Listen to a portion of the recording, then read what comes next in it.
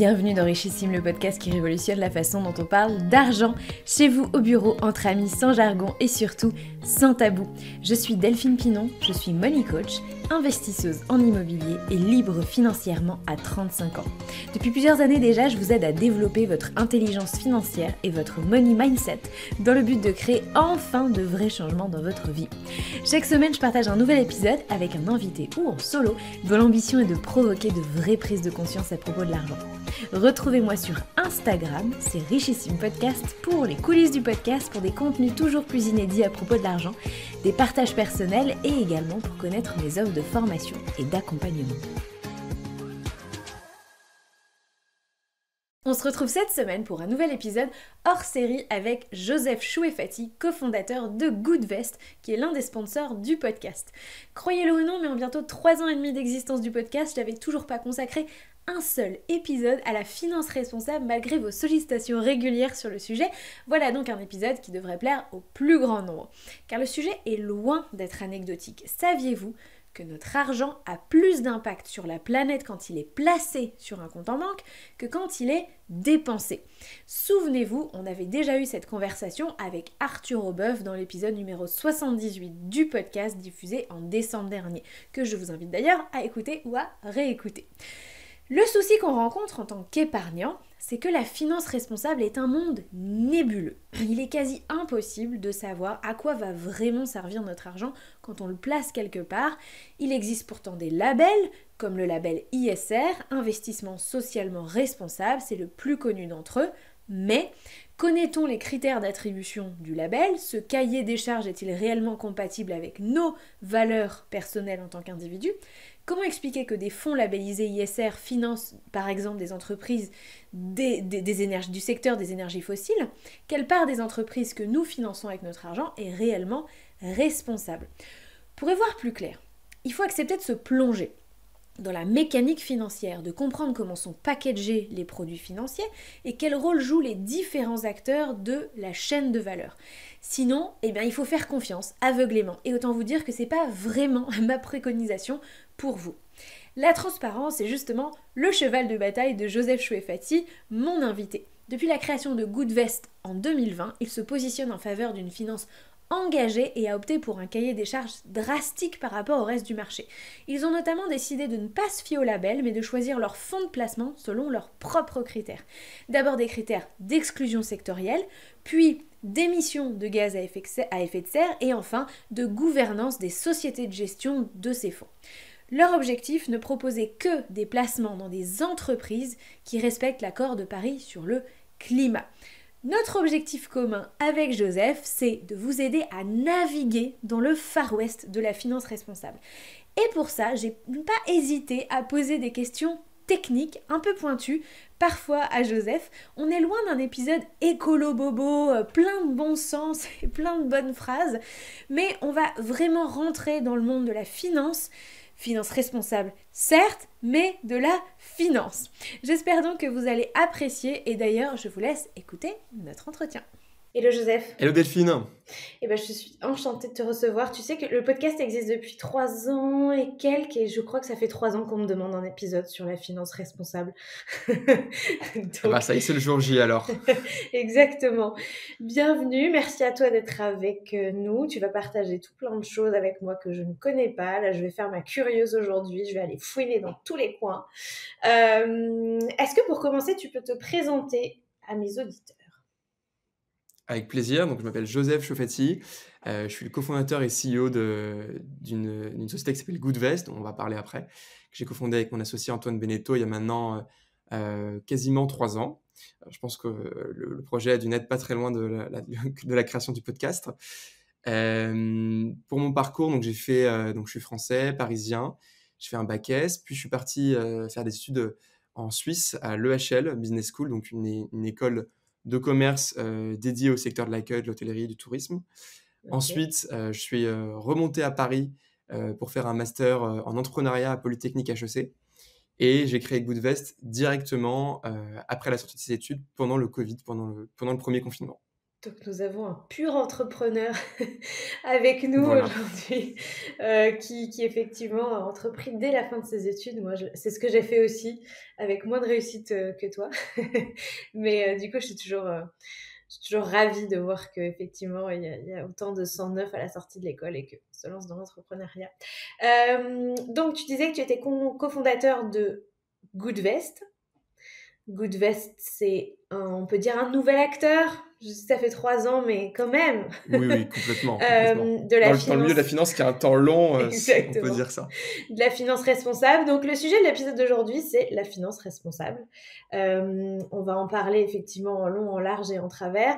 On va parler de Goodvest, on va parler de ce qui différencie Goodvest de l'offre pléthorique. C'est il y a 10 ans, il n'y avait rien et aujourd'hui, il y en a trop. Donc, on va parler de ça aussi. La finance responsable pose une problématique qui est particulière, c'est qu'il y a tellement d'offres et il y a tellement de messages que c'est un peu le Far West, pour être tout à fait honnête. Complètement. Et donc, je te fais confiance pour nous aider à y voir un petit peu plus clair sur le milieu de la finance responsable. Qu'est-ce qui, toi, t'a amené à t'y intéresser dès la sortie de tes études, en fait? Alors pendant le master, pour mettre un peu de contexte, j'ai travaillé sur pas mal de projets différents, toujours en lien avec l'environnement. J'ai été sensibilisé par pas mal d'élèves, du master. J'étais pas si sensible, avant ce master. Et donc j'ai travaillé sur différents projets en lien avec l'hôtellerie, avec la mode, avec les produits ménagers. Donc pas mal de choses différentes et jusqu'au jour où je suis tombé sur, pas mal d'articles, sur l'impact de la finance et de notre argent. L'impact des grandes banques françaises qui, financent massivement les énergies fossiles et aussi du fait que l'argent des Français était globalement plutôt mal investi par rapport à d'autres pays. Qu'est-ce qu'on entend par Peu mal investi. investi? Peu investi? Bah, le point central, voilà, c'est exactement, c'est qu'il est très, très peu investi. Aujourd'hui, il y a beaucoup, beaucoup d'argent qui reste sur des livrets, des comptes courants qui sont bien moins rémunérateurs que l'inflation.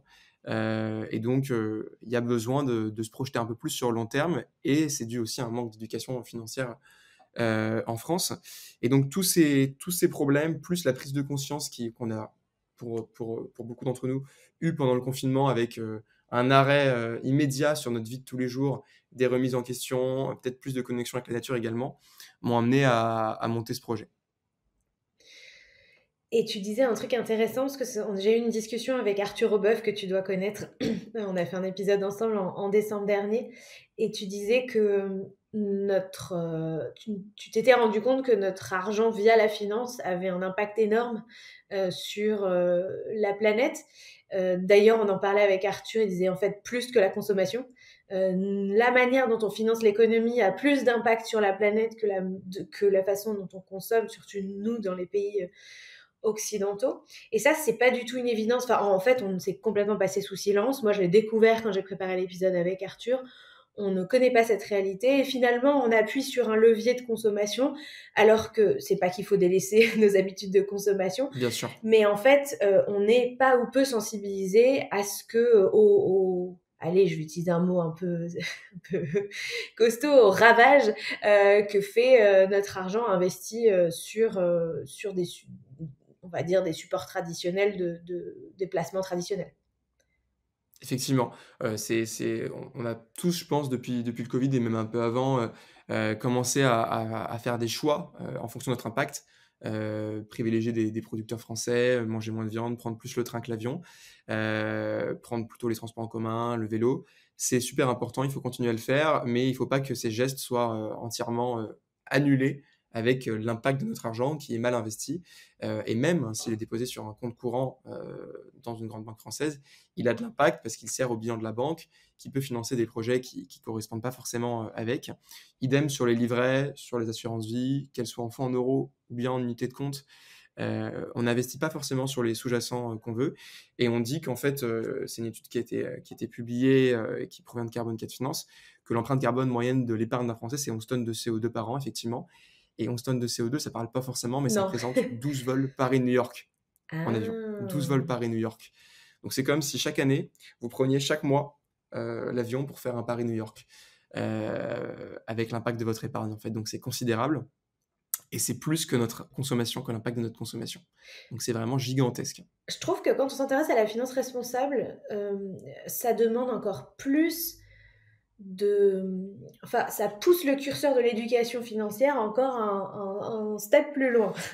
C'est-à-dire que vraiment, en fait, il faut comprendre comment ça fonctionne derrière le décor, derrière la façade, derrière l'interface bancaire ou la conversation qu'on a avec notre conseiller, pour comprendre comment marche la finance et justement en quoi l'argent qu'on dépose dans une banque, que ce soit, comme tu dis, sur un compte courant ou sur un placement quelconque, participe de la dégradation de la planète ou de l'impact écologique. Moi, je t'avoue que même à mon niveau, que j'estime pas trop mal en termes d'éducation financière, j'ai encore plein de choses à apprendre et j'aimerais bien qu'on commence un petit peu, parce que je pense que la pédagogie, elle commence par là. En quoi notre argent a un tel impact? C'est-à-dire quels sont les mécanismes? Qu'est-ce qui se passe une fois que notre argent a été déposé sur un compte? Est-ce que tu peux nous éveiller, nous éduquer là-dessus? Bien sûr. Alors, déjà, dans les supports d'investissement, c'est ce qui a le plus d'impact parce qu'en principe, on ne laisse pas non plus des dizaines de milliers d'euros sur notre compte courant. Donc, c'est plutôt sur les livrets, sur les assurances vie qu'on va avoir de l'impact. On va financer principalement 2 types d'actifs, les actions et les obligations. Donc, les obligations, c'est quand on va faire des prêts pour financer des projets en particulier, soit auprès d'États. C'est généralement auprès d'États d'ailleurs hein, qu'on le fait via les assurances vie, fonds en euros, etc. Ou auprès d'entreprises. Et donc là, on va financer des projets qui vont avoir un impact. Ça peut être n'importe quel projet. Ça peut être, d'ailleurs, c'est un projet qu'on va financer chez Goodvest, le projet du Grand Paris. Donc, pour développer toute l'infrastructure de transport en commun dans la région parisienne. Donc, ce projet va avoir un impact carbone qui est absolument magnifique parce qu'il va réduire considérablement l'usage de la voiture. Et on peut financer un autre projet qui va être un projet d'extraction d'énergie fossile. Voilà. Et donc là-dessus, via le financement de ce projet, via cette obligation, on va avoir un impact qui est complètement différent. Un qui va justement chercher à réduire les émissions de CO2 et un autre qui va considérablement les accélérer. Donc ça, c'est la première catégorie d'actifs, les obligations. C'est d'ailleurs un actif pour partir un peu sur la partie financière qui est relativement peu risqué par rapport aux actions. Parce que d'ailleurs, parce qu'on est remboursé au fur et à mesure, généralement, on commence à être remboursé via des coupons directement après la souscription de cette obligation. Et les actions, c'est un actif qui va être plus risqué. Là, on va prendre une participation dans une entreprise. Ça peut être une entreprise comme Alstom qui va construire des TGV, ou ça peut être une entreprise comme Total Energies qui va majoritairement aujourd'hui encore produire et distribuer des énergies fossiles. Et donc là, pareil. Et ça, on choisit rarement. En fait, ça dépend le mode de dépôt qu'on a fait, le type d'enveloppe qu'on a choisi pour déposer notre argent. Je mets mon argent sur un livret, globalement, je choisis pas ce qui va devenir, en fait. Voilà, et je le mets sur une assurance vie. Si je suis en complète gestion libre, mais même en gestion libre, en fait, je suis pas complètement... Même en gestion libre, parce que si tu choisis d'investir dans un fonds, tu sais pas forcément ce qu'il y a dans ce fonds, tu ne prends pas les décisions d'investissement. Donc la seule manière vraiment de choisir toi-même, à la limite, ça va être d'ouvrir un PEA et de choisir les titres 1 à 1, ou un compte titre, effectivement, et de choisir les titres 1 à 1. Donc voilà, ça reste assez compliqué et assez opaque. Ok, donc quand on place notre argent, on va parler de l'assurance vie parce que c'est le sujet de Goodvest, parce que c'est après le livret, le placement préféré des Français. Même en termes de montant, le principal. Ok, donc à juste titre. Donc quand on met de l'argent sur son assurance vie, en fait, déjà, on disait on a 2 choix. Donc, soit on est en gestion déléguée ou pilotée, et là, c'est la banque, si on a déposé une banque, ou le courtier qui choisit l'allocation. Soit on est en gestion libre, mais en général, on est libre de choisir parmi les fonds proposés par l'institution. C'est ça où je me trompe. Exactement ça. Ok. Qu'est-ce qu'on appelle un fonds? Soyons très clairs. Alors, un fonds, ça va être un panier d'actions ou d'obligations qui va nous permettre, en fait, avec un montant qui est assez bas, d'aller acheter plein de titres différents et donc d'être diversifié. Le problème, c'est que si on veut acheter uniquement des actions sans passer par un fonds, il va falloir avoir une somme qui est considérable, parce que les prix des actions, elles évoluent entre quelques euros, parfois quelques centimes, et quelques centaines, voire pour certaines actions, quelques milliers d'euros. Donc si on veut être diversifié, et donc pas mettre tous ses œufs dans le même panier et limiter ses risques, il faut acheter des dizaines, voire des centaines de titres différents. Et donc rapidement, l'addition augmente assez vite. Et donc l'avantage de passer par un fonds, c'est qu'on va pouvoir investir dans un panier de titres, ça va être géré par un professionnel, et pour des montants qui sont beaucoup plus accessibles. Donc c'est beaucoup plus simple, beaucoup moins chronophage, ça demande beaucoup moins de moyens, et globalement c'est plus intéressant. Donc, notre conseiller bancaire, en général, notre banque, elle agit comme un intermédiaire de vente. Euh, soit c'est une entité de la banque qui va gérer les fonds, soit c'est un acteur extérieur, comme c'est le cas par exemple pour Goodvest. Et il y a un panel de la société qui va, on appelle ça une société de gestion d'ailleurs, la société de gestion qui va, ou il y a peut-être plusieurs sociétés de gestion aussi, qui vont proposer plusieurs fonds. Et c'est là où on est déjà perdu. Parce que quand tu te connectes à une interface, si vous l'avez déjà fait, bon courage, quand tu te connectes à ton interface d'assurance vie par exemple et que tu peux avoir accès normalement, c'est assez public, à la liste des fonds. C'est quoi? On a des noms, on a des acronymes, on a des noms. Enfin, en fait, on sait jamais. On a Amundi, je sais pas quoi. Rothschild, bidule chouette, etc. Et en fait, ça nous fait une belle jambe parce qu'on ne sait pas ce qu'il y a derrière.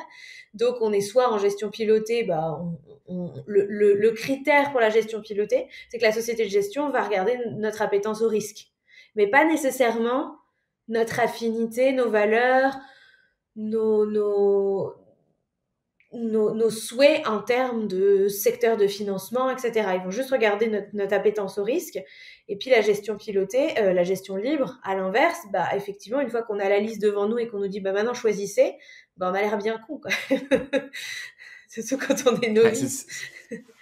C'est très compliqué là aujourd'hui, depuis plusieurs années, c'est le devoir du conseiller bancaire ou alors conseiller indépendant de nous conseiller, de prendre en compte à la fois nos connaissances financières, notre expérience, notre préférence aussi en termes de risque, notre situation financière, pour nous proposer un portefeuille personnalisé qui va correspondre à nos besoins, quoi. Et jusqu'à présent, les conseillers le faisaient quasiment uniquement sur des critères financiers. Et là, c'est en train d'évoluer, hein, la réglementation, heureusement, est en train de changer. À partir de 2023, les conseillers vont devoir prendre aussi en compte nos préférences environnementales et sociales. Est-ce que pour vous, c'est le rendement avant tout, à tout prix? Ou est-ce que non, il y a aussi, et c'est pas forcément opposé d'ailleurs, hein, j'étais un peu On en maladroit, reparlera après.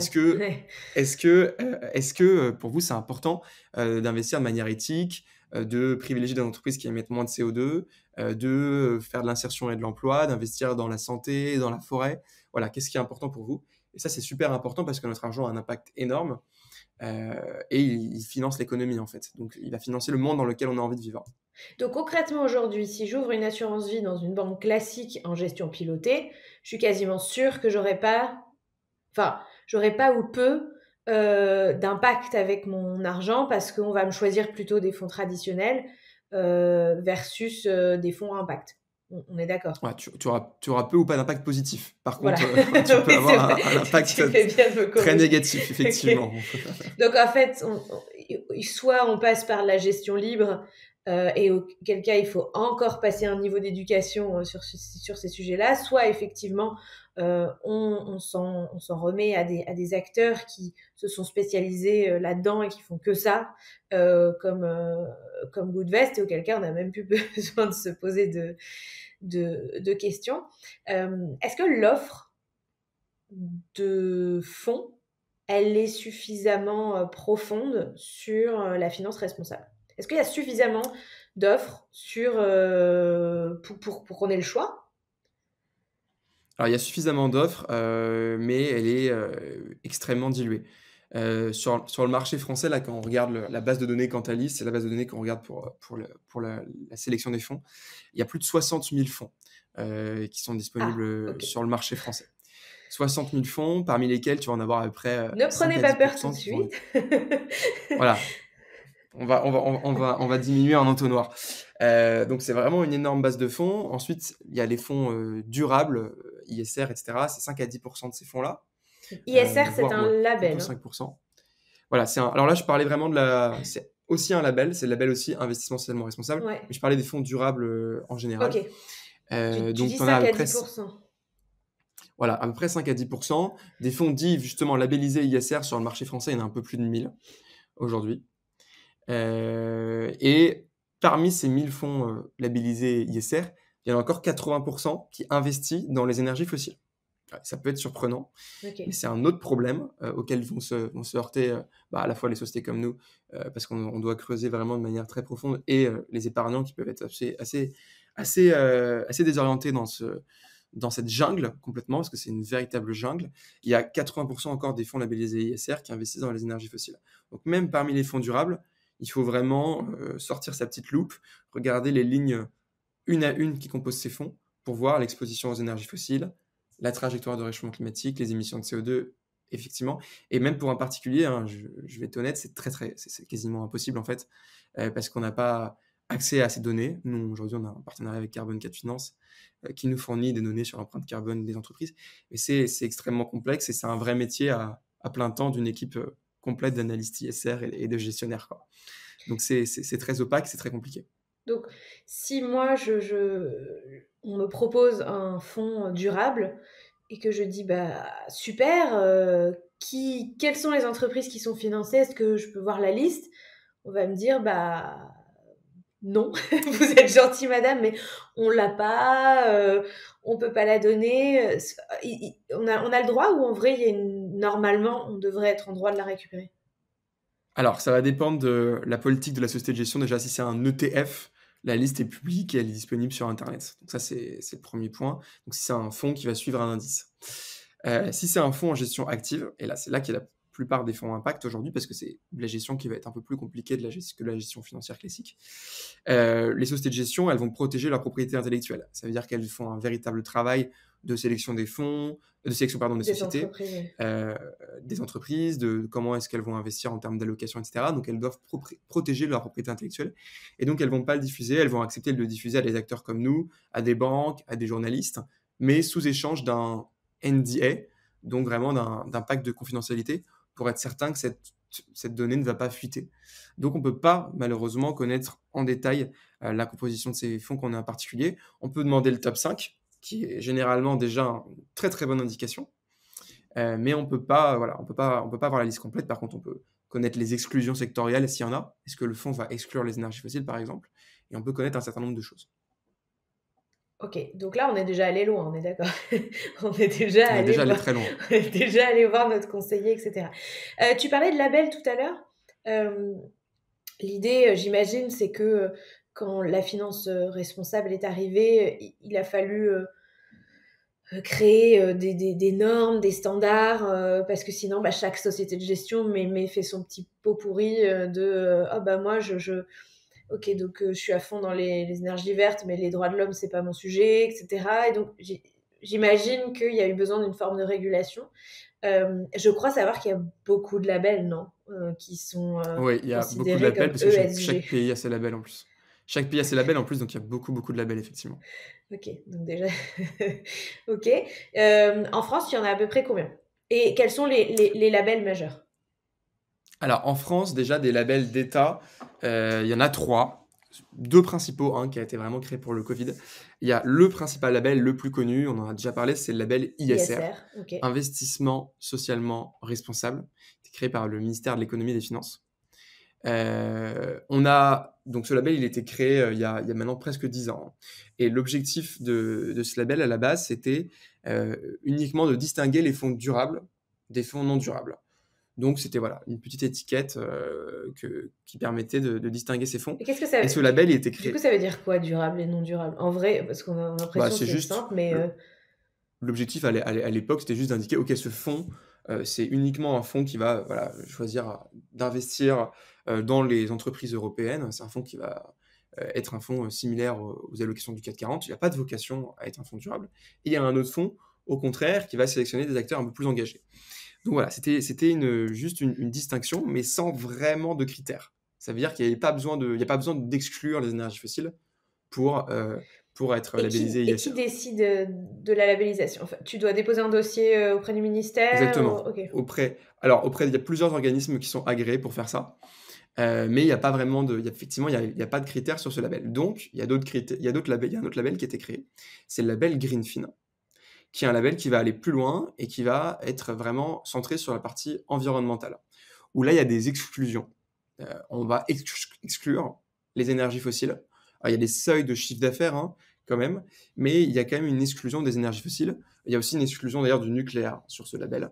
Et donc, c'est un label qui va aller un peu plus loin. Ça, c'est les labels d'État principaux. Après, il y a un troisième label, mais on ne va pas s'étendre dessus, c'est le label France Relance, qui a été créé justement pour mettre en valeur les fonds qui investissaient dans l'économie française. Ensuite, il y a un label indépendant, le label Finansol, Ok. qui va s'intéresser à l'économie solidaire, à la création d'emplois en France. Et donc ça, c'est un label indépendant qui est très intéressant également. Et ensuite, je ne vais pas m'étendre dessus, mais il y a plein d'autres labels européens. Chaque pays a un peu ses labels. Il y a Towards Sustainability, il y a des labels allemands. Il y a vraiment des centaines de labels. Mais les principaux labels en France qu'il faut vraiment connaître, c'est ISR, Greenfin, et si on s'intéresse à la finance solidaire, Finansol. C'est quoi enfin, est-ce que ISR a fait évoluer ses règles pour pouvoir être labellisé ou pas? Parce que tu m'as pas convaincu sur le sérieux de ce truc-là, je t'avouerai.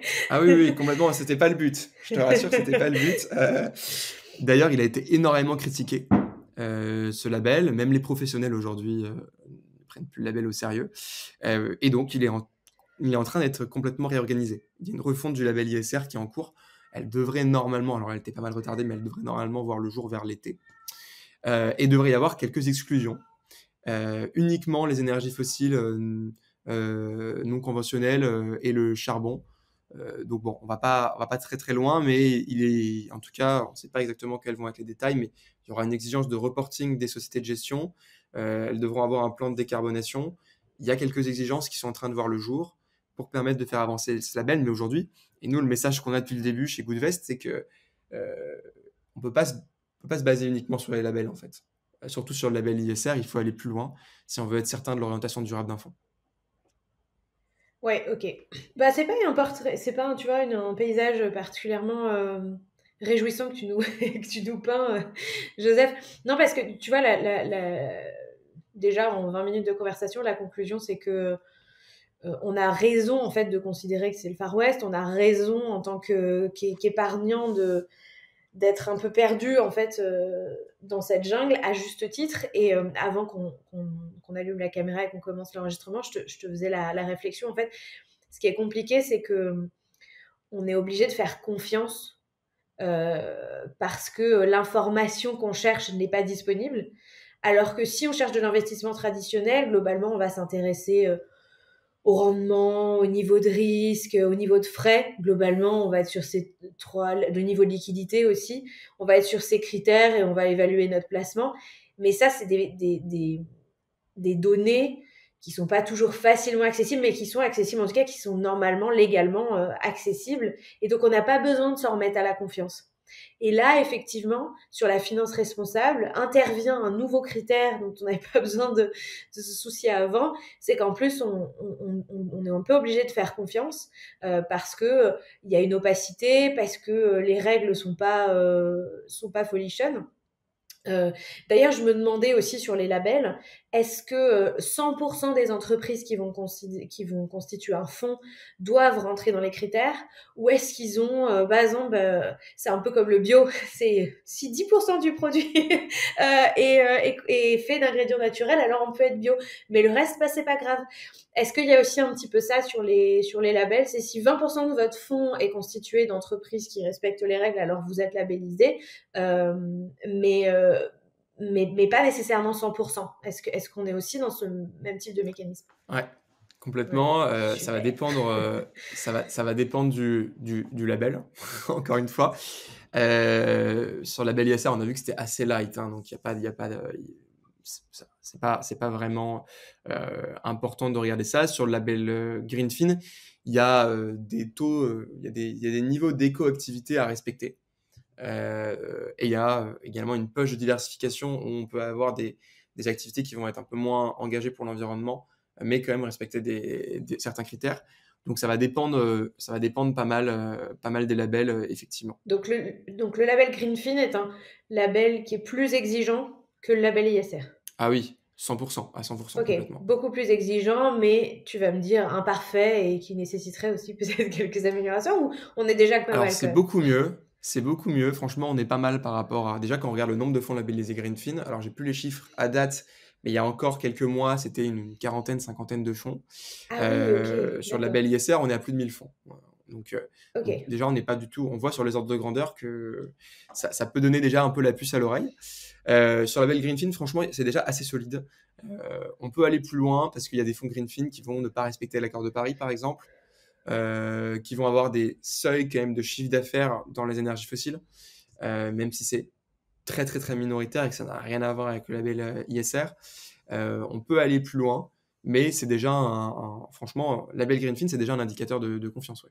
Donc vous avez que du Greenfin chez Goodvest? Alors non, on n'a pas que du green, on n'a pas que du Greenfin, parce qu'il y a des fonds qui ne sont pas labellisés, ou qui ne sont pas labellisés Greenfin en tout Ah, cas, ok. qui vont être plus exigeants que certains fonds Greenfin.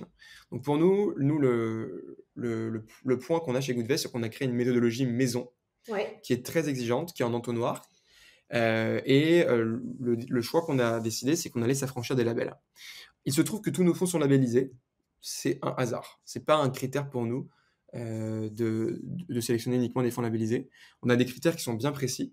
Le premier critère, c'est exclusion complète des énergies fossiles avec un seuil de tolérance à 0%. Le seul cas Ok. qu'on peut accepter, c'est s'il y a un backup qui a une fermeture qui va être programmée dans les 3 ans. Donc s'il y a une société qui fournit à 99% les énergies renouvelables et qu'elle a encore 1% de gaz, mais qui a une sortie qui est programmée dans les 3 ans, on accepte de faire rentrer la société. Mais sinon, le seuil de tolérance est à 0%.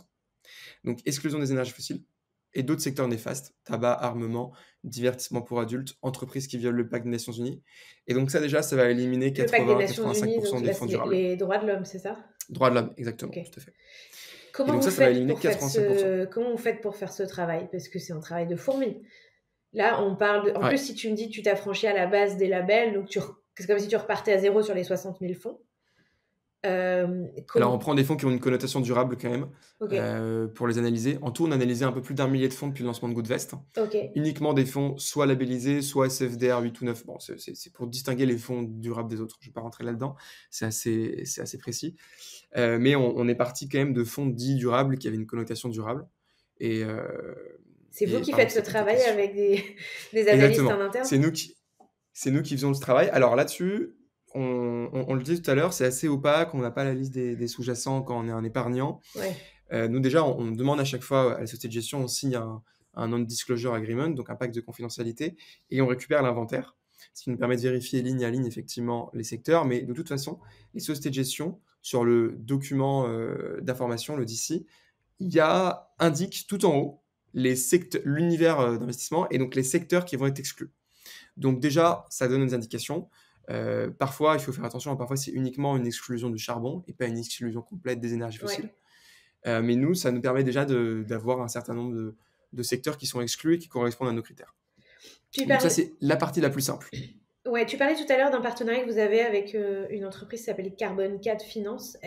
Qu'est-ce qu'ils font pour vous? Exactement. Et est-ce que tu peux nous en dire un petit peu plus sur... Parce que eux, visiblement, sont très centralisateurs de données. Enfin, en fait, leur métier, c'est de vendre de la data aux acteurs de la finance. Je les regardais, je trouvais ça intéressant. Je me dis, mais quel business model de dingue, c'est génial. Et du coup, ça m'intéresse de savoir quel rôle ils jouent pour vous aider à faire ces analyses, si c'est leur rôle, d'ailleurs. Complètement. Alors ça, c'était le première étape de la pyramide, c'était l'analyse sectorielle. Ouais. Donc là-dessus, on fait très peu l'appel à eux. On fait appel à eux sur une seule chose, c'est sur le mix énergétique des fonds. Ils vont nous fournir en fait le mix énergétique du fonds. Donc est-ce que ce fonds est impliqué dans les énergies fossiles? Est-ce qu'il est impliqué dans le nucléaire? Est-ce qu'il est impliqué dans les énergies renouvelables? Et donc ça, c'est une donnée qu'ils vont nous fournir. La deuxième donnée qu'ils nous fournit, qui est la plus importante, c'est ce qui va constituer notre deuxième étage de l'entonnoir, après l'exclusion sectorielle, c'est les émissions de CO2 des sociétés. Ok. Et donc, on va analyser avec eux l'empreinte carbone de tous les sous-jacents sociétés, que ce soit des actions ou des obligations, même sur la partie obligataire. Et on va avoir leur empreinte carbone, ce qui va nous permettre d'avoir des portefeuilles qui sont alignés avec l'accord de Paris. Et donc Donc, là-dessus, dès qu'un fonds... tu Ouais, cherches des entreprises qui sont déjà performantes sur la réduction des émissions carbone. exactement, complètement. Et ça, Ils nous c'est des fournissent pas données mal de qui données, hein. sont obligatoires, parce que j'imagine qu'il n'y a aucune obligation de publier ce genre de données. Tu me Alors, disais, c'est leur travail de récolter ce genre de données, mais... c'est leur travail complètement. Alors, pour les grandes sociétés, c'est obligatoire sur les 2 premiers scopes, donc sur les émissions les plus directes. Ok. Pour très rapidement expliquer ce que c'est que les émissions indirectes, c'est qu'en fait, une société qui est dans les énergies fossiles, elle va émettre du CO2 en faisant de l'extraction d'énergie fossile, mais c'est pas ça qui va polluer le plus. C'est derrière quand nous on va allumer notre voiture et qu'on va brûler cette essence. Et ça, en fait, c'est les émissions indirectes. Et donc c'est le scope 3 qui est aujourd'hui pas obligatoire à reporter. Alors la réglementation est en train de changer, il y a quelques acteurs qui le publient, mais globalement, c'est pas une donnée qu'on a et elle n'est pas forcément fiable. Et donc le travail de sociétés comme Carbone 4 Finance, c'est surtout d'analyser l'empreinte carbone des sociétés sur le scope 3, de challenger également ce que va reporter la société sur son empreinte carbone Ouais. pour avoir une vue qui va être plus neutre et plus complète de leurs émissions de CO2. Et c'est cette donnée-là dont on a besoin en fait. Ok. Et donc, quand tu dis qu'ils respectent totalement les accords de Paris, c'est quoi l'objectif du coup? Alors l'accord de Paris, petit rappel, l'objectif c'est de limiter le réchauffement climatique. Là aujourd'hui, par rapport à l'ère pré-industrielle, on est à un réchauffement climatique de plus 1,2 degré. Donc la Terre s'est déjà pas mal réchauffée. Ouais. Le problème c'est qu'elle se réchauffe de plus en plus vite. Et l'objectif de l'accord de Paris, c'est de limiter à un maximum de 2 degrés de réchauffement climatique, avec un objectif à 1,5. Bon, l'objectif à 1,5, malheureusement, on n'est pas très très bien parti. Là maintenant, l'objectif c'est vraiment de limiter à un maximum de 2 degrés. Si on le dépasse, qu'est-ce qui va se passer? On va avoir une démultiplication des catastrophes naturelles, des feux de forêt, des inondations, une hausse du niveau de la mer. Si on atteint des scénarios à plus 3, plus 4 degrés, scénario vers lequel la finance aujourd'hui nous amène, on va avoir des pays entiers qui vont disparaître. Donc, pas uniquement des villes, mais des pays qui vont être à majorité sous le niveau de la mer, dans des surfaces qui sont inondables. Donc, c'est super important d'agir assez rapidement. Je ne vais pas faire un cours là-dessus. Il faut écouter les cours de Jean Covici si on veut creuser un peu plus le sujet.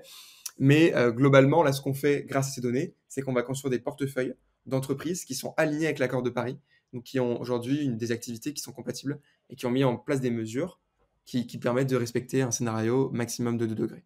Donc, toi, quand tu as fait ta présélection de fonds et qu'après, Carbone 4 Finance t'envoie les données sur les entreprises, c'est quoi ton seuil de tolérance? C'est-à-dire que si tu as 30% des entreprises qui sont encore à des émissions de CO2 à 4%, 4 degrés, pardon, Degrés. tu vois, est-ce que tu prends quand même parce qu'il y a 60% qui sont en dessous? Est-ce que c'est la moyenne de tout le fonds que tu regardes? Tu vois, où est-ce que tu vas mettre ton seuil de tolérance? Parce qu'à un moment donné, j'imagine que si tu es trop drastique dans tes critères aussi, il y a un problème. Tout simplement, c'est que tu n'as plus rien en face. Tu n'as plus de fonds et tu n'as plus de... Alors ça, c'est un point qui est super important. Alors, c'est pas la moyenne du fond, c'est un peu plus compliqué. C'est une formule qui est assez complexe, en fait, parce que chaque secteur, il faut mettre en relation l'empreinte carbone de l'entreprise à son secteur. Ouais. L'objectif, c'est que globalement, on respecte l'accord de Paris. C'est normal qu'une entreprise qui est dans le transport, même si elle est dans le ferroviaire, émette plus qu'une entreprise qui va être dans le conseil, quoi. Où là, globalement, à part les transports, on n'émet pas beaucoup de CO2 dans le conseil. Donc, c'est vraiment c'est à l'échelle du fonds, c'est pas une moyenne, c'est un peu plus compliqué que ça, c'est en fonction du secteur. Ok. Mais en vrai, tu vois, c'est tellement complexe. Non, c'est pas simple, tu vois. Donc, le mix que tu fais, est-ce que tu prends... tu vois, on parlait du nucléaire et je voulais te poser la question. C'est quoi, vous, votre position sur le nucléaire? Parce qu'effectivement, c'est pas une énergie fossile, mais c'est une énergie on va dire, à risque, qui n'est... Alors, elle n'est pas neutre sur l'environnement non plus à cause des déchets radioactifs. Et pour autant, il y a des gens qui considèrent que c'est l'avenir de l'énergie plus que les énergies renouvelables parce qu'effectivement, la capacité de production est beaucoup plus importante que ce qu'on peut faire avec les énergies renouvelables. C'est quoi, vous, votre positionnement sur le nucléaire? Alors nous, quand on a créé Goodvest et notre méthodologie, on a dit qu'on avait une approche qui était à la fois scientifique et transparente. C'est les 2 piliers vraiment de notre méthodologie. Donc là, je vais faire appel au premier pilier, avoir une approche scientifique. Aujourd'hui, si on veut respecter l'accord de Paris, réduire les émissions de CO2 de la France, on ne peut pas sortir du nucléaire. C'est pas possible. Donc ça, c'est vraiment l'approche qui est super importante. Ensuite, le nucléaire, il y a beaucoup, beaucoup de croyances populaires qui sont fausses. Le fait que ce soit une énergie qui soit dangereuse. Aujourd'hui, il y a eu beaucoup, beaucoup plus de victimes sur des énergies renouvelables que sur du nucléaire, avec des barrages qui ont cédé, même sur les énergies fossiles, avec des accidents de centrales à charbon, etc. Donc c'est pas une énergie qui est dangereuse. C'est une énergie qui... Il y a déjà eu des accidents, il y en a eu 2 qui sont notables, et ils ont eu des catastrophes qui ont eu des conséquences importantes, surtout le premier, et ce qui était très impressionnant surtout. Mais après, en termes d'impact, c'est comme quand on prend en compte quand les accidents d'avion. Bon, je peux faire la pub de l'aviation, mais c'est un transport qui est plutôt sûr, mais c'est très impressionnant quand il y a un accident Ouais. dans l'aérien. C'est pareil pour le nucléaire, c'est très impressionnant, mais on a des niveaux de sûreté qui sont beaucoup, beaucoup, beaucoup améliorés depuis la guerre froide. Et globalement, faut le dire, hein, c'est une énergie qui fait moins de victimes que la majorité des autres énergies. Oui. Donc en termes de danger, Et dont je on vais ne peut passer pas se passer le premier point. sur une potentielle transition. Et voilà, en termes d'efficacité et de production, si on coupe le nucléaire demain, qu'est-ce qui se passe? Bah, c'est comme en Allemagne, on rallume toutes les centrales à charbon et notre bilan carbone, il explose. Donc, faut être réaliste aujourd'hui, c'est pas une énergie qui est parfaite, il n'y a pas d'énergie parfaite, mais c'est une équation dans le mix énergétique qu'on est obligé d'avoir. Et même s'il faut accélérer évidemment et largement sur le renouvelable, on ne peut pas délaisser le nucléaire et c'est important de l'avoir. Donc, la politique du Goodvest, c'est qu'on n'exclut pas le nucléaire. C'est pas une énergie qu'on va particulièrement aller chercher à financer, mais elle n'est pas exclue, donc on peut la retrouver dans certains de nos fonds.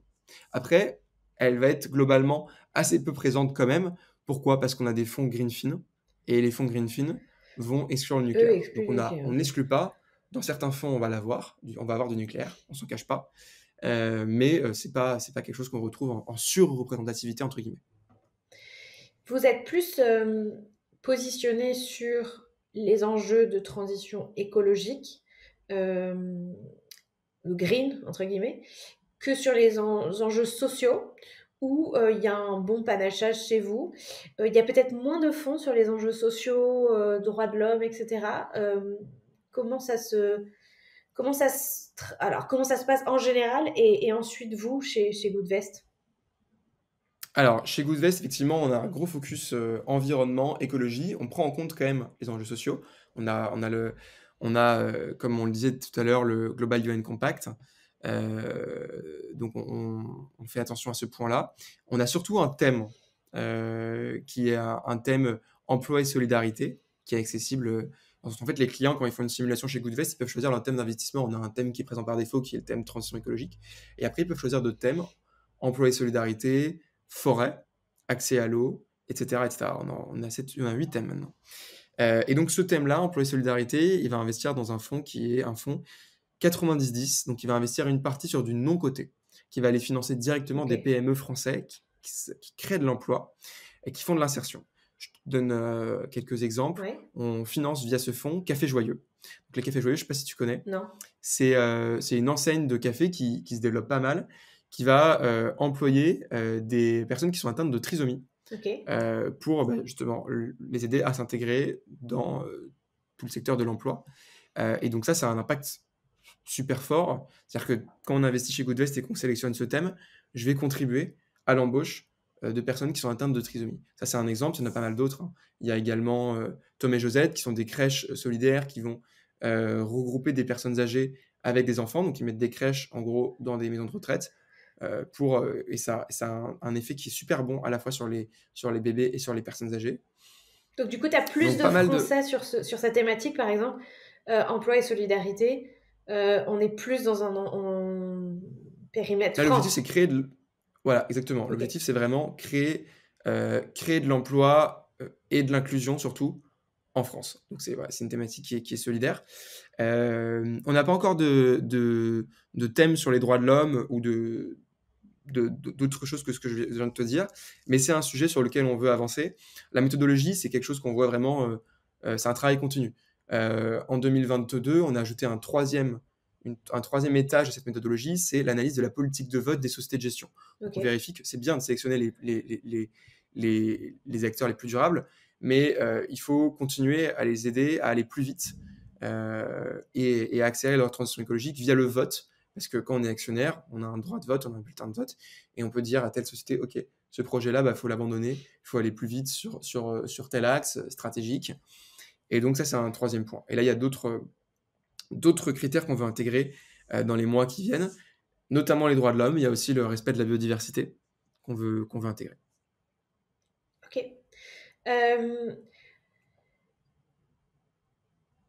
Excuse-moi, j'ai problème à respirer. On pourra couper cette partie-là. On va faire un petit focus sur Goodvest et en même temps sur le rendement de tout ce qui est green. Donc Goodvest, vous existez depuis combien de temps? De 2020-2021? Goodvest, c'est une société qui a été créée fin 2020 et on a lancé notre produit fin 2021. Donc il y a maintenant 1 an et demi. Ok. Est-ce que c'est un facteur de risque? Parce que je sais que les gens qui vont écouter vont se dire « Ouh là là, ils existent depuis 1 an et demi, c'est peut-être pas la meilleure idée de faire confiance à un acteur qui est jeune. » Comment tu... Bah, c'est normal que les gens se posent la question. Et donc Bien moi, sûr. Ils ont complètement raison. je te la pose du coup. Non, est-ce que le fait que vous existiez depuis peu de temps est un facteur de risque pour les épargnants? Alors, c'est une très bonne question qu'il faut se poser. Et d'ailleurs, j'invite les épargnants à continuer à se poser la question et à le faire dès qu'ils font un investissement. Parce que malheureusement, c'est vrai qu'il y a quand même pas mal d'arnaques sur le web, etc. Donc, concernant Goodvest, le fait qu'on soit une jeune société ne représente absolument aucun risque pour les épargnants pour plusieurs raisons. Déjà, on a tous les agréments qui sont nécessaires. Conseiller en investissement financier, courtier en assurance. Donc, on dépend de l'ACPR, de la Banque de France et de l'AMF, l'autorité des marchés financiers. Donc ça, c'est le premier point. Deuxième point, on propose de l'assurance vie. Donc, on s'appuie sur un partenaire assureur qui est Generali, qui pour le coup, lui, a pignon sur rue et existe depuis plusieurs siècles et fait partie des sociétés les plus solides au monde parce que c'est un assureur. Donc, Et l'argent. Ce que tu veux dire, et là aussi, faut expliquer aux gens la mécanique, c'est qu'en fait, toi, Goodvest, tu packages des offres, tu les commercialises, mais quand on vous confie des fonds en gestion, ces fonds sont gérés par un acteur qui, lui, est un énorme acteur. Donc, si tu veux, si toi, tu fais faillite, les fonds, ils disparaissent pas. En gros, c'est ça que tu veux dire. Exactement. En fait, Goodvest n'est jamais en contact avec l'argent des épargnants. On va entièrement le piloter d'ailleurs, mais on ne le touche jamais. Ça veut dire que quand vous souscrivez à une assurance vie Goodvest, vous êtes prélevé directement par Generali pour faire l'investissement. Nous, on va indiquer à Generali, OK, pour tel client, tu vas mettre telle allocation auprès de sociétés de gestion qui sont, elles, également très solides et qui ont pignon sur rue. On va travailler avec, par exemple, des sociétés comme Mierova, Pictet, qui sont des sociétés pareilles, hein, qui gèrent des dizaines de milliards, qui sont très solides, qui ont une clientèle qui est très sophistiquée, des clients institutionnels notamment. Donc, on travaille avec des acteurs solides, il n'y a absolument aucun risque, même si Goodvest venait à faire faillite demain, ça ne change la seule chose ça va changer pour vous, c'est que vous ne parlerez plus à Goodvest, vous parlerez soit à Generali, soit à l'acteur qui va reprendre les contrats de Goodvest. Donc le risque... Il n'y a aucun risque financier. Le risque, c'est si Generali fait faillite. Et là, on est dans une autre... Et encore, même si Generali... Alors déjà, ça ne peut quasiment pas arriver parce que c'est un acteur qui est extrêmement solide, et qui répond à énormément de normes. Et même si Generali venait à faire faillite, il y a des garanties sur les montants qui sont déposés. Donc... Voilà, il faudrait parce que Generali c'est déposé via une assurance vie et qu'il y a des garanties étatiques sur... Exactement, comme sur les comptes courants d'ailleurs. Sur les livrets aussi, il me semble qu'il y a des garanties. Voilà, donc il y a zéro risque là-dessus. Ok, merci, tu vois, je me sens mieux. Non, mais je fais ma naïve, mais je le sais. Mais on m'a posé la question récemment sur sur un autre acteur. Et je me suis dit, mais c'est tellement pertinent de se poser la question. Et comme moi, c'est une évidence pour moi, en fait, parce que je connais bien le fonctionnement et que je sais que tu disais, vous avez des agréments de courtier. Et en fait, encore une fois, il faut connaître la façon dont l'industrie est structurée, l'industrie de la finance, pour comprendre qui joue quel rôle. Mais en fait, nous, on ne sait pas. La personne lambda ne sait pas que même quand elle va à la BNP et qu'elle ouvre un truc, elle ne sait pas qu'en fait c'est géré par une autre entité de la BNP qui est une filiale parce que la BNP est une grosse banque. Mais voilà. Et donc du coup, en fait, ça peut créer une défiance pas forcément très légitime sur les petits acteurs de la fintech, des startups qui se lancent alors que c'est pas forcément justifié. Donc voilà, ça me paraissait important de le dire. Donc, vous faites que de l'assurance vie. Que l'assurance vie pour majeurs, et même on a lancé récemment Goodvest Kids, Ouais, on va en parler. qui va bientôt t'intéresser, qui permet aux parents d'investir pour leurs enfants. C'est globalement le même produit, mais destiné aux mineurs. Ouais. Tu vois, et en plus, je savais pas parce que c'est pas un produit dont on fait les produits d'assurance pour mineurs, c'est pas les acteurs de la finance en font pas particulièrement la promotion. Il faut aller dans un bureau, il faut aller chez votre conseiller bancaire pour qu'éventuellement on vous en parle, mais sinon il n'y a pas vraiment de pub pour ce genre de produit. Donc j'ai plein de questions à te poser là-dessus et je les garderai pour la fin. Donc vous faites de l'assurance vie et là je vais rentrer un petit peu plus dans la technicité. Donc on a parlé vraiment beaucoup de la partie responsable. Donc tu disais il y a des thématiques chez Goodvest.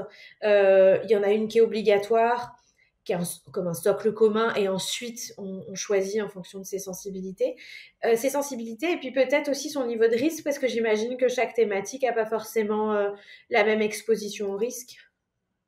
Exactement. Donc on a 2 thématiques qui sont présentes dans tous les profils. On fonctionne avec 5 profils de risque, du prudent au plus audacieux. Ouais. Les thématiques donc transition écologique qui est présente par défaut et emploi et solidarité sont présentes pour absolument tous les profils de risque. Et ensuite, on va avoir d'autres thématiques qui vont être accessibles à partir du profil 3, donc le profil qui est intermédiaire, le profil volontaire, qui est aussi celui qui est le plus choisi par nos clients. Et donc là, on va avoir d'autres thématiques, santé, accès à l'eau, nouvelles technologies. La thématique forêt, elle va être accessible à partir du profil 4, parce que c'est une thématique forcément qui est sur un secteur bien précis, hein, l'économie de la forêt et du bois. Et on est en train de lancer une nouvelle thématique qui s'appelle solutions climatiques, qui pareil va être accessible à partir du profil 4 et 5, parce que c'est une thématique qui, encore une fois, est sur des activités très précises. Quand on parle de profil, il faut expliquer aux gens que c'est de l'assurance vie en gestion pilotée. Donc, une des premières étapes, c'est que vous définissez le profil de risque de la personne et, j'imagine, son appétence, ses valeurs, même si vous êtes quasiment sûr que si elle est chez vous, c'est qu'elle a une sensibilité engagée. Et donc, du coup, voilà, vous avez 5 profils de risque. Il y a un standard pour définir ces profils quand même, ou j'imagine que vous n'êtes pas libre totalement dans la manière dont vous faites ces... Là, aujourd'hui, je suis dans un mood où j'ai envie de rentrer dans la technique. J'ai envie... C'est très bien.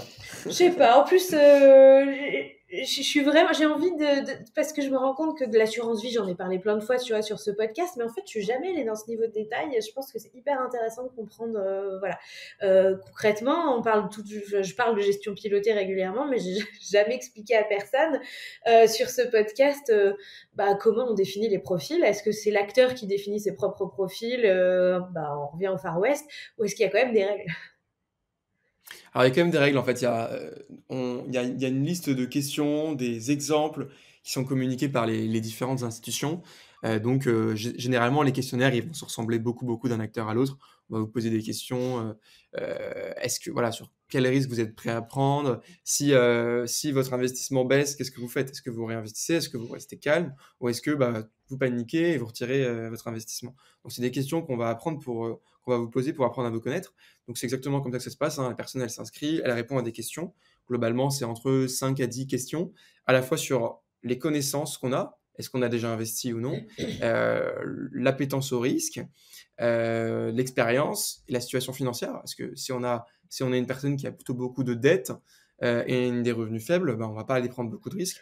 Au contraire, si on est assez jeune, qu'on n'a pas de dette et qu'on a un salaire qui est important, là, au contraire, on a le temps devant nous, il faut aller prendre du risque, il faut aller chercher un peu plus de rendement.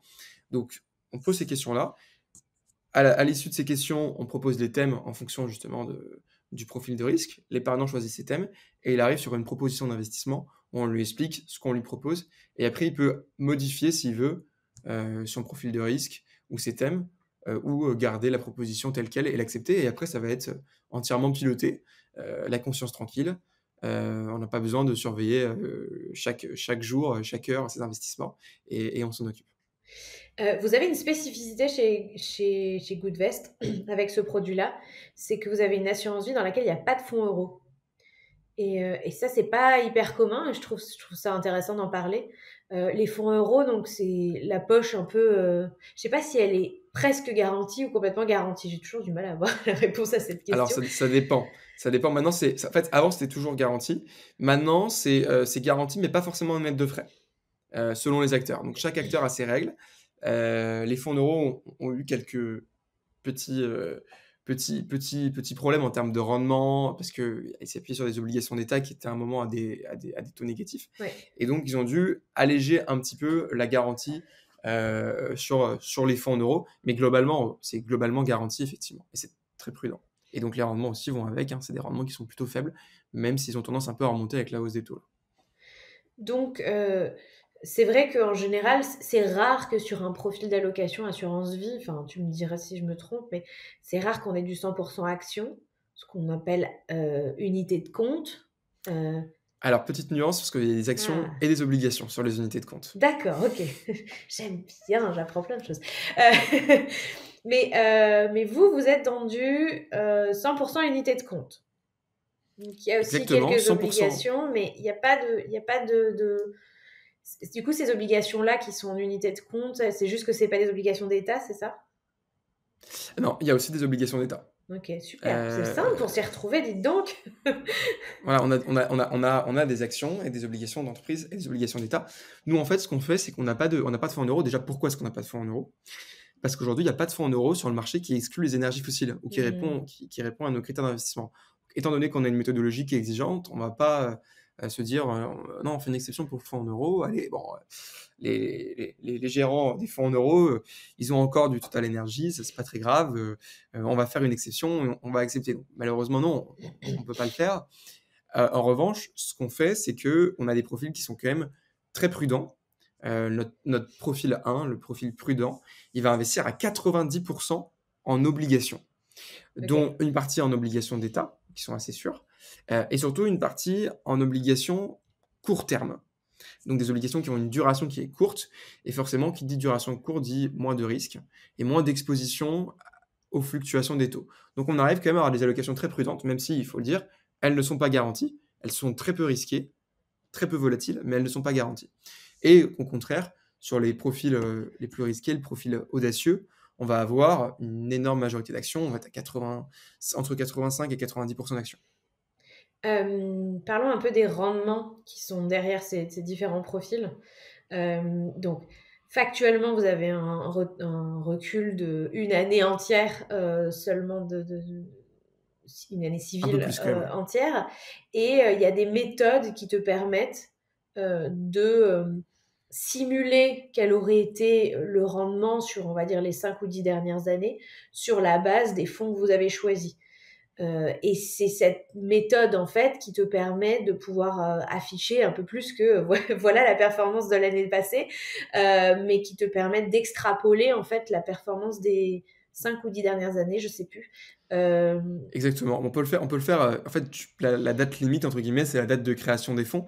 Et même si un fonds est très récent, on peut prendre l'indice de référence parce que chaque fonds doit avoir un indice de référence auquel il peut se comparer. Donc effectivement, on peut remonter quand même grâce à cette méthode, ouais, tout à fait. Et du coup, qu'est-ce que ça donne pour vos différents profils? On va pour le profil prudent, on est sur quel niveau de rendement? Et sur le profil, le dernier, là, le niveau 5, ça va de combien à combien? Alors, les rendements moyens qu'on peut espérer sur un profil prudent, donc c'est un profil prudent, donc peu de risques, forcément peu de rendement, on est entre 1 et 2%. On peut aller chercher des très bonnes années un peu plus, mais globalement, c'est ça. Pour le profil le plus risqué, on va être sur une moyenne de 7 à 8% par an. Donc, c'est forcément un rendement plus important, mais c'est aussi plus de risques. Ça veut dire qu'on peut avoir des années en négatif, même des années avec des -5, -10, et d'autres années, au contraire, avec des +15, +20. Et donc, nous, ce qu'on fait, c'est que forcément, on conseille un profil de risque en fonction de la durée de l'investissement. Si on est sur un investissement de 2 ou 3 ans, donc plutôt sur du court terme, on va être sur des profils plutôt prudents. Si on a 8, 10, 15 ans, on peut aller sur des profils beaucoup plus risqués. Est-ce que la finance verte, elle est moins rentable? Parce que du coup, enfin, à un moment donné, tu te dis, bah, c'est génial, moi je vais placer mon argent, il va avoir beaucoup d'impact. Est-ce qu'en gros, il y a une contrepartie? Est-ce que elle est importante, cette contrepartie? Est-ce qu'on a une? Est-ce qu'elle est importante? Et est-ce que le marché de la finance responsable tend aussi à être de plus en plus rentable, à se dynamiser et à offrir des rendements qui sont de plus en plus intéressants? Oui, alors déjà, si on regarde le passé, il y a déjà de la surperformance sur les placements les plus durables. Prendre en compte des critères de durabilité, ça améliore la performance. Ça se voit même sur le principal indice mondial. Le principal indice mondial, c'est le MSCI World, qui va investir sur énormément de sociétés dans le monde entier. Et on a créé il y a un autre indice qui a été créé qui s'appelle le MSCI World SRI, donc la version plus durable du MSCI World. Ouais. Et là, déjà, on voit que sur les dernières années, depuis même 10, 15, 20 ans, il y a déjà de la surperformance. Ça s'explique pour pas mal de raisons. Déjà, c'est des secteurs qui ont tendance à se développer. Les énergies renouvelables, le transport bas carbone, c'est des secteurs qui sont dynamiques, le recyclage aussi. Il y a de plus en plus de demandes, donc forcément, il y a de plus en plus de chiffre d'affaires. Il y a également moins de risques de controverses. Les controverses, c'est simple, hein, c'est lorsqu'il y a un scandale qui éclate, ça va impacter énormément une La société. Et valorisation. forcément, une société qui fait attention à ces points-là, elle va s'exposer moins à des controverses. Et ça, c'est ce qui fait aussi beaucoup de différence sur la performance. Ensuite, on va remporter plus facilement des appels d'offres, parce que c'est de plus en plus un critère d'être durable pour gagner un appel Ok. d'offres. On va attirer plus facilement les talents, parce qu'aujourd'hui, ça se voit, hein, quand on sort d'école, il y a peu de personnes qui ont envie de travailler pour des acteurs qui sont très polluants. Et on va s'exposer moins aussi à des risques de sanctions. Et donc tout ça fait que sur la durée, on crée de la surperformance. Et donc notre conviction chez Goodvest, c'est que ça a été le cas dans le passé, ça devrait continuer à être le cas, et notre conviction, c'est même que ça va s'accélérer. Et qu'on pense qu'aujourd'hui, les acteurs durables, on rentre dans la nouvelle... il y a eu la révolution industrielle, il y a eu l'ère de la création d'Internet, et on pense que l'enjeu des décennies qui va venir, ça va être la transition écologique, et que c'est là qu'il faut placer ses billets. Moi, intuitivement, j'ai l'impression que les acteurs de la transition euh, sont... augmentent le facteur de risque. Je m'entends, euh, on prend une thématique comme l'eau, par exemple. Aujourd'hui, il n'y a pas de technologie qui a émergé, qui remporte, que ce soit sur la désalinisation ou tellement de sujets sur l'eau, mais tu vois, je me dis, du coup, on est encore dans un territoire mouvant et donc forcément, on ne sait pas encore quels sont les acteurs et quelles sont les technologies qui vont émerger demain pour résoudre les enjeux. Et donc, j'aurais tendance à dire que ça augmente le risque. Je reprends aussi ta thématique sociale sur donc là, plus la France. Je dirais pas que ça augmente le risque, mais là, on est vraiment dans l'impact social fort, tu vois, la réinsertion. Et alors là, par contre, j'en attendrais pas. Pareil, hein, pour moi, le risque, il est aussi plus important et j'en attendrais pas une rentabilité folle, tu vois. Mais c'est aussi pour ça que tu me dis qu'il est sur tous les profils, c'est parce il est disponible déjà dès le profil Il est plus prudent. Voilà. Ouais, Euh, effectivement. parce qu'effectivement, là, en fait, plus l'enjeu humain est fort, j'ai l'impression, et moins l'entreprise a des actifs technologiques à faire valoir, effectivement, plus on va être dans un niveau de rendement faible. Mais j'ai pas pour autant l'impression que le niveau de risque, il est si faible que ça. Ouais. Alors, c'est un très bon point, surtout quand tu raisonnes en secteur. Ça dépend vraiment des secteurs. Tu as des secteurs ou des thématiques, hein, comme la solidarité, effectivement, et ce fonds en question qui est assez peu risqué pour un fonds action, qui est moins risqué que la majorité des fonds actions plutôt. Et donc, il convient plutôt effectivement pour des thématiques prudentes. C'est pour ça qu'il est plus investi sur les profils prudents que sur les profils audacieux. Et tant mieux parce qu'en fait, on a certains clients qui ne veulent pas aller prendre trop de risques non plus. Ouais. Et on a au contraire des thématiques, je pense à ce thème solutions climatiques, qui va investir en grande partie dans les énergies renouvelables, où là, c'est un secteur qui est très, très, très, très, très dynamique. Où là, on a eu des années avec des taux de rentabilité, des taux de rendement de ce fonds qui sont extrêmement élevés. Hein, il y a déjà eu des plus 20, plus 30%, et même plus 40% en une année. Il y a aussi donc forcément, qui dit rentabilité très élevée, il y a des années qui sont aussi plus compliquées. Il y a eu des moins 15, des moins 20.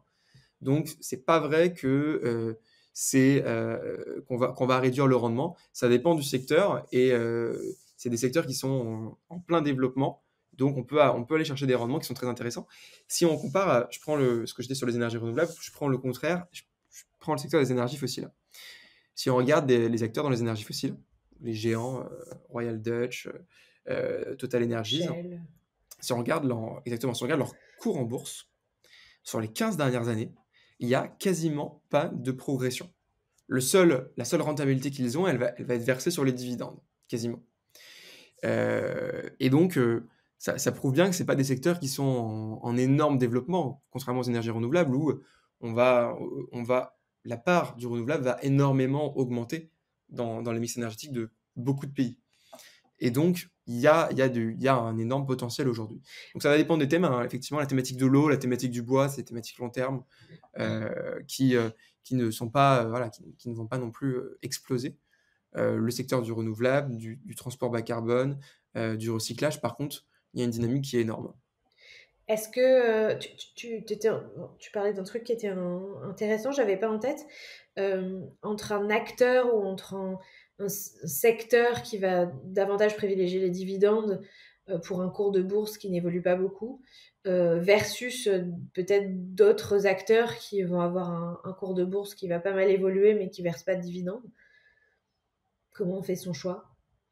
Est-ce qu'on le sait à l'avance? Est-ce que ça Alors, va faire partie de notre plutôt à l'avance. stratégie? Est-ce que tu vois, On le sait je plutôt à comme dans le l'avance. CAC 40, il y a pas mal de. On est assez stable sur les cours de bourse et on est plus sur une stratégie de dividende, tu vois, quand on investit sur le CAC 40, par exemple. Ouais, bah, c'est une politique des sociétés. Après, est-ce qu'elles veulent investir ou est-ce qu'elles veulent distribuer? Globalement, je pense qu'il faut avoir un équilibre. Si on va investir uniquement dans des entreprises, notamment dans la tech, qui versent très peu de dividendes, on va aller chercher un rendement qui est plus important, mais on va aller chercher plus de risques. Tandis que si on va aller investir dans des secteurs qui versent des dividendes, là, on est plutôt sur de la régularité.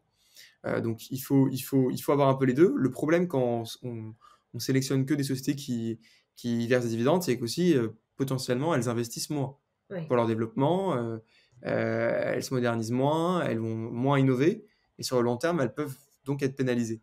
Donc je pense que c'est important d'avoir un équilibre. Est-ce que c'est encore plus important, dans le cadre de la finance responsable, d'investir sur du long terme? Ah bah oui. Complètement. Du coup, la personne Surtout pour qui les sociétés. voudrait placer son argent, mais elle a un projet de financer, tu vois, 20-30 000 euros son mariage dans 2-3 ans, etc. On va chez De toute Goodvest, façon, on va pas chez ouais. Goodvest, ou il faut rester sur une allocation plus prudente. Mettons, j'ai 60 000 euros à investir, mais je sais qu'il y en a 20 ou 30, la moitié, tu vois, où je vais vouloir en disposer dans les 2-3 ans. Alors c'est un peu différent si c'est que la moitié, mais de toute façon, si vous avez une somme à placer et que vous en avez besoin dans les 1 ou 2 ans, c'est clair qu'il ne faut pas le placer chez Goodvest dans des unités de compte. Il faut plutôt privilégier les livrets ou éventuellement les fonds en euros, mais là on se heurte au problème de l'éthique.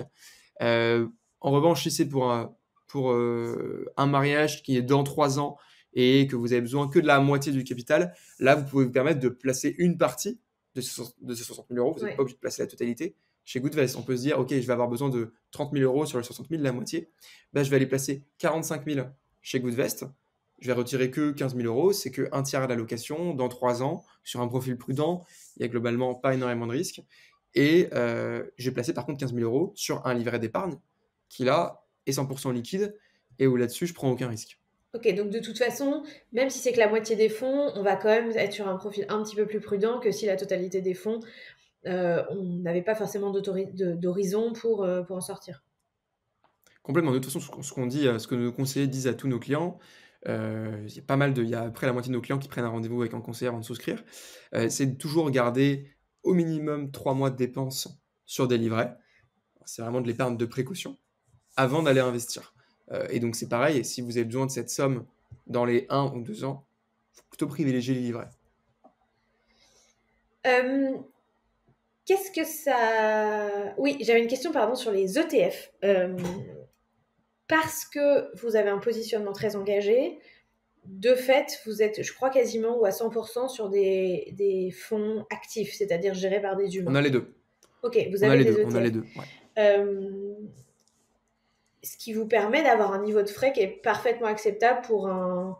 On va en reparler après, qui est parfaitement acceptable pour un acteur qui fait les deux.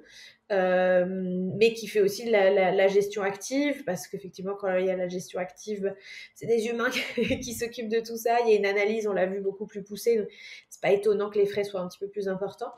Quelle est la différence entre un ETF, dans votre cas à vous, et gestion active? Comment on trouve des ETF qui sont responsables? Comment vous les sélectionnez? Est-ce que la méthode est différente ou pas? C'est exactement la même méthodologie.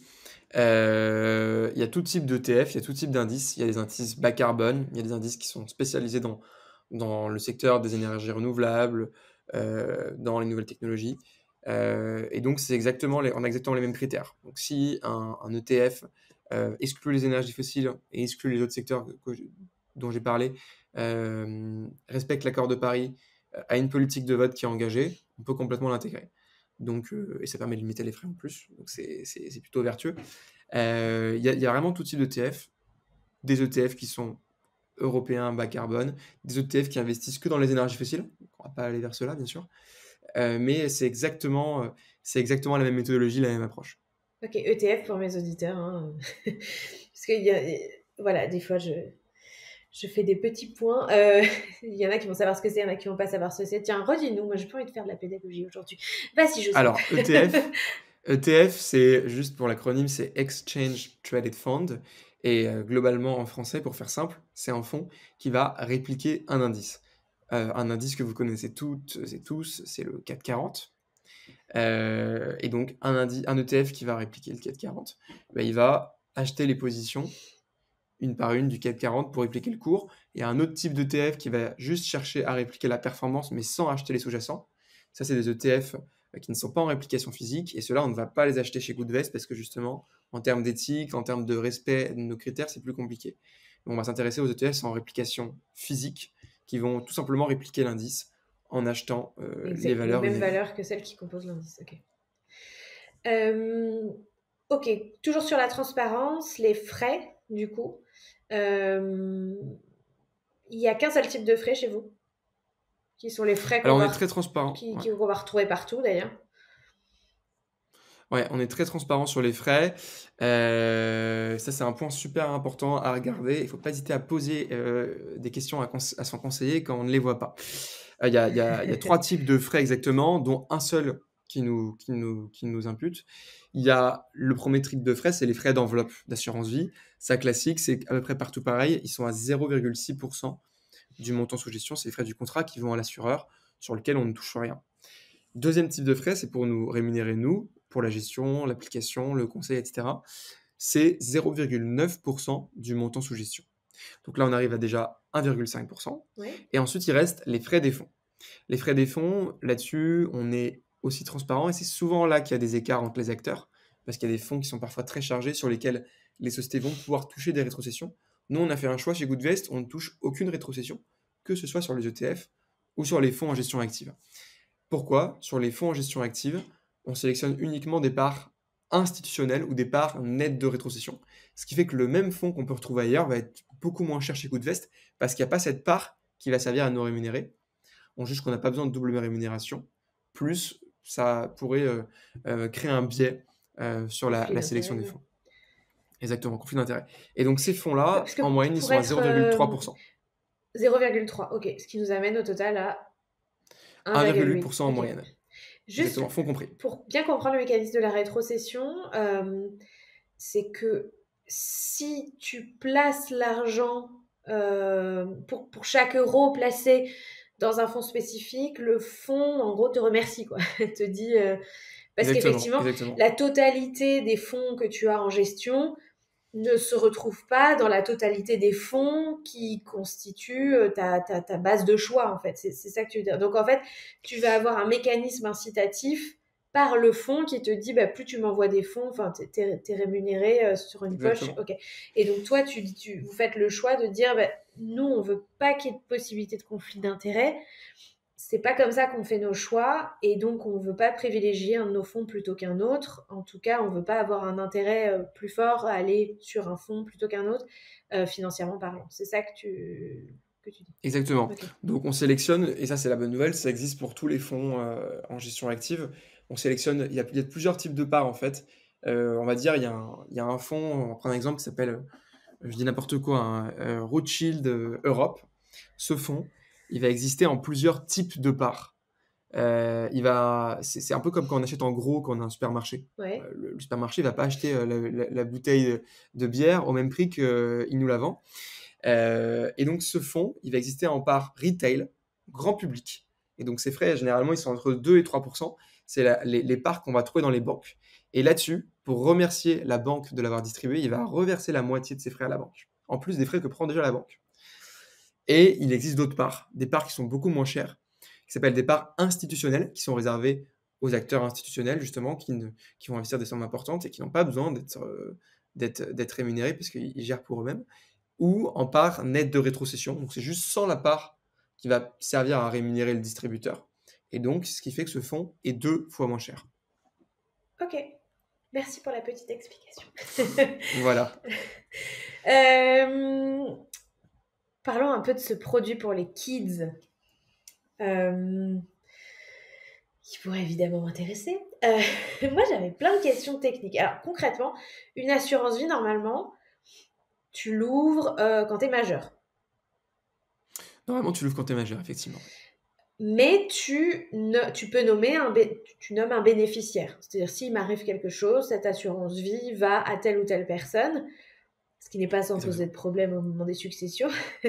Parce que si tu as tout donné à l'un et pas à l'autre, ça se recalcule après dans les. C'est pas parce que vous décidez de donner tout à un enfant et pas à un autre via votre assurance vie que, en fait, ça va pas être recalculé au moment de la succession. Ça ne marche pas tout à fait comme ça. La question que je me posais, c'est quel est l'intérêt? Est-ce qu'il y a un intérêt fiscal ou autre, ou j'en sais rien, à ouvrir une assurance vie au nom de son enfant mineur versus là, tu vois, j'en ai qu'un, a priori, à naître, versus ouvrir une assurance vie à son nom, donc avec la liberté totale d'en disposer, et de se dire, bah, ce sera transmis à mon enfant, quoi. Surtout quand j'en ai qu'un, pas forcément beaucoup de différence. Là, vraiment, sur les aspects légaux, réglementaires, est-ce qu'il y a des vraies différences ou des incentives à ouvrir un produit d'épargne pour un mineur? La grosse différence, c'est que si vous ouvrez un produit d'épargne pour le mineur, il ne va pas avoir besoin d'attendre votre décès pour en bénéficier. C'est vraiment différent. En fait, la donation, elle se fait au moment où vous ouvrez le contrat. C'est directement le fait c'est comme de l'argent de poche, entre guillemets, hein, Ouais. sauf qu'il est placé. C'est vraiment de l'argent de poche placé. Et donc, l'enfant va pouvoir, à ses 18 ans, accéder à cette enveloppe et en faire ce qu'il veut, sauf si vous mettez. Après, il y a des garde-fous qui sont possibles, on peut limiter l'âge jusqu'à 25 ans, mais globalement, il ne va pas avoir besoin d'attendre votre décès pour en bénéficier, c'est son argent. Donc c'est ça l'énorme différence, c'est vraiment en termes de pratico-pratique. Et ça rentre sous le régime des dons, par contre. Tout versement que moi ou les grands-parents, papy, mamie font sur le compte d'un mineur rentre dans le régime des dons. Et Tout à fait. c'est pas très clair pour moi, tu vois. Est-ce que, du coup, Alors il y a quelle des donations, différence ça ouais. crée Et puis, j'imagine, du coup, la contrepartie, c'est génial, c'est à mon enfant. Si j'ai un petit coup dur, bah, je ne peux pas le récupérer à l'inverse. Alors sur la partie donation, effectivement, de toute façon, on peut donner en étant exonéré d'impôts en France à son enfant. Le plafond, j'espère que je ne dis pas de bêtises, mais c'est 100 000 euros tous les 15 ans par parent. Donc voilà, si vous placez moins que ça, ce n'est pas un souci. C'est 200 000 euros, donc si vous êtes deux parents, vous pouvez donner 200 000 euros à votre enfant C'est même plus, tous je les crois que 15 ans je crois que en c'est étant... 130. Ok, alors à Il y a un vérifier. truc à vérifier, mais non, Mais en tout cas, pour la c'est voilà, plupart des gens, c'est c'est en tout cas déjà un bon seuil. globalement, généralement, c'est bon, il n'y a pas de problème de frottement. En plus, si c'est pour Noël ou pour son anniversaire, ça ne rentre pas dans le calcul. Mm. Ça fait partie d'un cadeau, tout simplement. Et il n'y a même pas de règle en termes de montant. C'est en fonction de votre situation financière.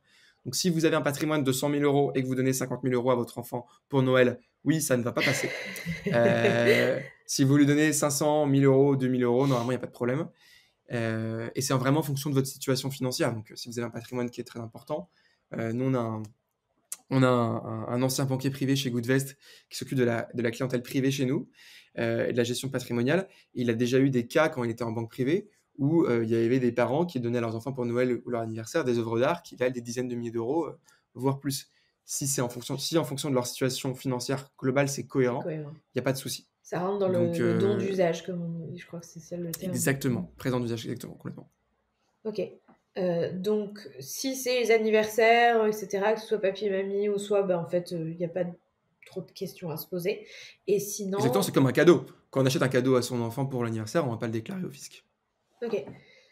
Et sinon, effectivement, si tout d'un coup, sur un patrimoine de 100 000 euros, on met 15 000 sur le compte d'un enfant, effectivement, là, on va rentrer dans le don, dans la donation, et qui, normalement, elle doit être déclarée, et qui, c'est sûr qu'à partir du moment où elle est versée sur un compte, elle est moins à l'abri, elle est plus sous l'œil du fisc, donc c'est pas plus mal de le déclarer. Ok. Est-ce qu'il y a d'autres avantages à ouvrir une assurance vie au nom de son enfant? Alors, c'est vraiment cet avantage-là. Après, pourquoi est-ce que c'est important d'investir pour son enfant? Parce que l'enfant, il a le temps. C'est vraiment super important. C'est qu'il a le temps, surtout quand il vient de naître. Il a au moins 18 ans avant de toucher à cet argent, voire 25 ans. Voire plus s'il juge qu'il n'a pas besoin de l'utiliser à ses 25 ans. Donc, il a le temps. Et donc, s'il a le temps, il faut qu'il aille chercher un rendement qui est plus proche de l'inflation que les livrets. Si vous placez l'argent de votre enfant sur un livret à sa naissance, qui est heureusement que ça a un petit peu augmenté, on est à 3% là, depuis le mois de février sur le livret A, il va quand même perdre la différence entre l'inflation. En 18 ans, de toute façon, surtout, on perd de l'argent si on n'est pas au niveau de l'inflation, quoi. Exactement, il va perdre énormément d'argent, de pouvoir d'achat, et il y a un manque à gagner qui est considérable. Alors qu'il a le temps. Et quand on a le temps, on peut se permettre d'aller chercher un peu plus de risques et d'aller chercher une meilleure rentabilité. Et donc, il faut aller absolument sur de l'assurance vie sans se poser la question quand l'enfant vient de naître ou sur des produits qui apportent un rendement supérieur au livret parce qu'il a le temps. Est-ce que je peux ouvrir... tu as toujours, non? Est-ce que je dois ouvrir une assurance vie au nom de mon enfant? Est-ce que je peux ouvrir une assurance vie classique chez Goodvest en me disant ce sera pour mon enfant plus tard, ou je retirerai l'argent plus tard quand il y aura eu les 8 ans et je lui donnerai ou quelque chose comme ça. Pour toi, la limite, c'est qu'effectivement, c'est pas lui qui en est le propriétaire. Donc, ça a des avantages si on a besoin de disposer de l'argent parce qu'on a un petit coup dur, etc. Mais en revanche, ça offre moins de liberté pour que l'enfant dispose de son propre argent, en fait. C'est ce que tu... Exactement. Après, on ouvre une assurance vie pour ce qu'on veut, hein. Ça veut dire que on fonctionne par projet. Quand le client fait sa simulation, il indique je le fais pour un achat immobilier, je le fais pour augmenter mon rendement. Il indique le but, ce qui nous permet derrière de faire une allocation sur mesure. Donc après, on le fait vraiment pour. On ouvre un contrat d'assurance vie vraiment pour ce qu'on veut, hein. Si on veut le faire pour un voyage dans 3 ans, pour son mariage, pour s'acheter un bijou dont on rêve dans 7-8 ans. Faites ce que vous voulez. L'objectif, et c'est vraiment ce que vous souhaitez, quoi. Il y a un minimum de versement, du coup, sur le compte d'un Kids, Goodvest Kids. Alors, que ce soit sur Goodvest Kids ou sur le Goodvest classique pour les majeurs. Vous n'avez pas facilité la tâche sur la prononciation. Goodvest Kids. Ah, c'est vrai, on l'avait pas remarqué, c'est vrai. Donc sur l'offre Kids, que ce soit sur l'offre Kids ou l'offre majeure, il y a des minimums d'investissement qui sont assez bas, hein, sur le marché. C'est soit 300 € si on met en place des versements mensuels programmés. Ok. Tous les mois, on met 50 € ou plus. Soit si on veut faire uniquement en une seule fois, c'est minimum 1 000 €. Donc vous avez le choix. De toute façon, nous, ce qu'on conseille, c'est plutôt d'opter pour la régularité et de mettre de côté tous les mois. Ça permet de limiter les fluctuations et ça permet aussi de mettre en place une dynamique d'investissement tous les mois et qui, sur plusieurs années, peut avoir un effet assez bénéfique. On peut interrompre le versement si on a un Tout à fait, vous besoin. pouvez Ok. l'interrompre. Vous pouvez l'interrompre à partir du moment où vous avez atteint le minimum de 1 000 €. Si vous ne l'avez pas atteint, vous devez normalement ne pas l'interrompre. Après, voilà, parfois il y a des exceptions. Ok. Mais le service client est très très bien noté chez Goodvest. On arrive plutôt à bien satisfaire nos clients. Mais je ne devrais pas le dire. Normalement, globalement, c'est la règle de l'assureur. C'est on doit avoir minimum 1 000 € déposés sur son contrat. Ok. Donc, on l'ouvre le plus rapidement possible parce que du coup, on a le maximum d'horizon de temps pour son enfant.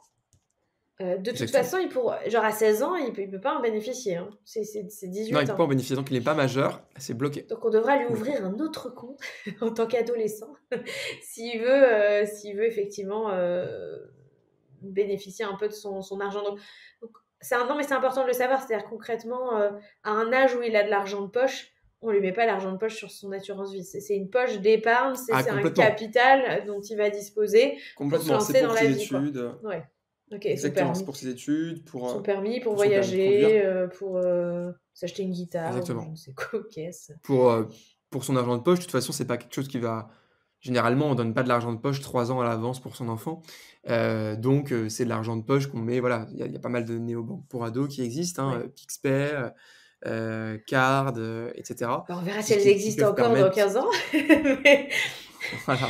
mais on leur souhaite en tout cas. Mais oui, effectivement. Et si c'est pas ça, il y en aura d'autres. Mais ouais, des produits de bancaires spécifiques pour les ados, il y a de plus en plus d'offres. J'ai pas encore un ado, donc ça va. Ok, je suis en train de... J'ai fait toutes mes questions, mais je suis en train de voir si j'ai pas d'autres questions sur Goodvest Kids. Est-ce qu'il y a quelque chose qu'il faudrait que je sache sur Goodvest Kids? Non, mais c'est important de prendre en compte des critères de durabilité pour ces enfants parce que nos enfants là qui sont en train de naître, ils vont connaître 2050, ils vont très Ouais. probablement, on l'espère pour eux, connaître normalement 2100 et donc ils vont connaître les conséquences du réchauffement climatique. Donc c'est encore plus évident et important pour un enfant de ne pas investir de manière à avoir un impact négatif et au contraire de privilégier des sociétés qui respectent l'accord de Paris. Donc c'est pour ça aussi qu'on a choisi en deuxième produit Goodvest Kids plutôt que le plan d'épargne retraite, par exemple, qui va arriver hein, dans les mois qui viennent, et d'autres produits. Mais pour son enfant, c'est important d'investir de manière durable et de savoir qu'on a du temps. Donc l'assurance vie, c'est un bon support pour ça. Vous allez vous positionner sur le PER aussi? On se positionne sur le PER, c'est déjà en cours, Ok. avant l'été normalement. Ah, c'est demain. Ok. Ça va aller assez vite, ouais. Cool. Cool. Et oui, bah écoute, moi j'ai fait le tour de mes questions. J'imagine quand on a plusieurs enfants, on peut ouvrir plusieurs assurances vie Goodvest puisque c'est au C'est nom de mieux, sinon ça peut faire des jalousies. Hein. Bah ouais. Sinon, c'est pas top. On peut mettre 2-3 enfants sur le même compte, puis après ils se démerderont. Celui qui a 18 ans avant les autres, il va tout prendre, et puis après les autres, ils se démerdent. Ok. Merci Joseph. Merci beaucoup Delphine, c'était un plaisir. Écoute, j'ai appris plein de choses et je me rends compte qu'en fait, c'est un sujet d'engagement, mais c'est un sujet technique aussi. Enfin, je pensais pas que ça m'amènerait à explorer encore plus la technique sous-jacente, la technique financière sur un sujet qui est plutôt un sujet d'engagement, d'impact, où on a envie de parler écologie, on a envie de parler de ce qui fait du bien à la planète. Et en fait, je me rends compte que parce qu'il y a une opacité, ça nécessite encore plus de comprendre comment ça marche pour pouvoir aussi faire des choix qui sont plus avisés. Donc voilà, c'est drôle parce Beaucoup que... de pédagogie. Hein. C'est Mais clair que nous, oui, on et doit je me faire dis, 2 fois plus de pédagogie que les vous autres. en avez du taf parce que, Ah oui. ouais, en termes de communication, donc moi je suis allée faire un tour sur votre Insta et vous avez une communication plutôt engagée, donc plutôt en fait sur la partie impact positif. Mais je vous assure que vous avez encore plein de territoires à explorer parce qu'effectivement, je pense qu'il y a un gros souci de pédagogie et à la base, effectivement, expliquer aux gens, ce que moi-même j'ai découvert il y a à peine quelques mois, que l'argent qu'on place, qu'on investit, l'argent qu'on place, je préfère dire, a plus d'impact négatif que l'argent qui nous sert à consommer. Alors ça a été quand même une de mes plus grosses découvertes de la fin d'année 2022. Et voilà, dites-le, répétez-le haut et fort, parce que vous avez une belle mission. Vous avez une belle mission devant vous, mais il y a vraiment ces deux aspects qui, pour moi, sont autant des arguments l'un que l'autre, parce que je pense qu'il faut comprendre l'ingénierie financière pour comprendre pourquoi les propositions plus traditionnelles sont en réalité du greenwashing et pas forcément ce que les gens cherchent vraiment, en fait, sont pas forcément alignés avec les valeurs des gens. Et là, il y a vraiment un enjeu un petit peu plus technique à aborder pour que les gens comprennent pourquoi. Ah oui, c'est peut-être pas... J'avais l'impression de faire une belle affaire en ouvrant un truc ISR dans ma banque traditionnelle et en fait, je me rends compte que non seulement je me fais plumer, mais en plus, c'est peut-être pas pour un truc qui est pas si green que ça. Donc en fait, c'est la double peine. Voilà, donc j'espère qu'on vous a sensibilisé à cette problématique. C'est goodvest.fr. Goodvest.fr, exactement. Godvest.fr. Voilà, G2ODVEST.fr. Et puis, voilà, vous êtes actif un peu sur Instagram aussi. Sur LinkedIn, sur tous les réseaux sociaux. Sur tous les réseaux sociaux, voilà. Si vous avez envie de suivre un petit peu ce qu'ils font avant de vous lancer, vous les retrouvez sur tous les réseaux sociaux. Merci beaucoup, Joseph. Merci Delphine. Et à très bientôt. Bonne journée à tous les auditeurs. Prenez soin de vous et de vos finances. Ciao, bye bye. Merci d'avoir écouté cet épisode jusqu'au bout. Avant de vous en aller, je vous invite, comme à chaque fin d'épisode, à prendre 2 minutes pour noter ce que vous retenez de cet épisode. Ça vous sera beaucoup plus utile que de zapper et de foncer, consommer n'importe quel autre contenu ou vaquer à vos occupations. D'ailleurs, si le sujet vous a plu, je vous conseille l'écoute ou la réécoute de l'épisode 78 avec Arthur Aubeuf, que j'avais intitulé « Les riches font-ils du bien à la planète ?» Pour ma part, je retiens 2 choses de cet épisode. D'abord, que mon argent a plus d'impact sur la planète que ma consommation. Je le sais déjà, mais je pense qu'on nous a tellement, allez, j'ai envie de dire, bassinés avec notre consommation, avec notre responsabilité en tant que consommateur, que j'ai encore un petit peu du mal à intégrer cette réalité et en faire du coup une priorité de mon allocation financière, effectivement de se dire que j'aurai plus d'impact sur la planète avec l'argent qui est en banque. Bon, en même temps, j'ai à peine 2 000 € sur une assurance vie, le reste est tout dans l'immobilier comme vous le savez, donc c'est aussi pour ça que j'en fais pas une priorité. Mais quand même. La deuxième chose que je retiens de cet épisode, c'est que malgré nos efforts, en tant qu'épargnant pour s'informer, il sera impossible de savoir vraiment où va notre argent. Et il faut donc accepter une certaine dose de confiance, de faire un peu confiance aux acteurs de ce marché. Ce que j'aime pas trop faire en général, mais bon, c'est en même temps dans la vie c'est pareil, c'est-à-dire on peut, il y a une certaine, la vie demande une certaine dose de confiance pour tout. Et donc dans ce contexte, j'aurais tendance à me tourner vers des acteurs qui sont vraiment engagés comme Goodvest plutôt que vers des acteurs traditionnels qui malheureusement n'ont pas toujours bonne presse en termes de pratiques de greenwashing. À ce propos, sachez que vous pouvez bénéficier de 3 mois de frais de gestion offerts chez Goodvest en venant de la part de Richissime. Donc vous, tout simplement au moment où vous vous inscrivez, vous rentrez le code de parrainage ou de promotion Richissime tout simplement. Et je précise que je ne touche aucune commission sur vos inscriptions. Voilà donc pour aujourd'hui. On se retrouve très bientôt pour un nouvel épisode. D'ici là, prenez soin de vous et de vos finances. Ciao, bye bye.